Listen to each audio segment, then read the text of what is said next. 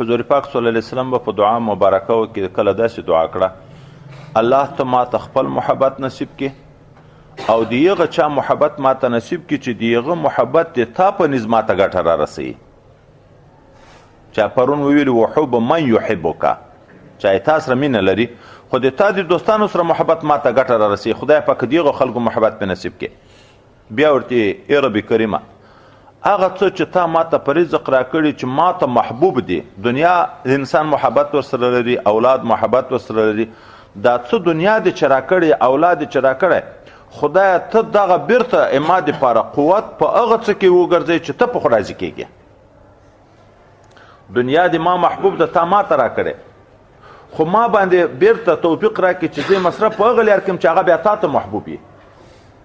چې د خدای د رضا دپاره خو دغه دنیا د تا ته حاصله شوه چې بیرته ته په هغه لار کې ولګوې چې الله ته محبوبه ده، بیا د آخرت کار پوه شو. او که نه چې دنیا محبوبه د تا ته حاصله شوه خو ودې لګوله په داسې لارو کې چې نفس تقاضا وکړې، نو بیا به د عذاب د آخرت سره مخامخ کړي. الله کومه دنیا کوم شی چې زه غواړم ما ته محبوب او تا ما ته نه یې راکړي،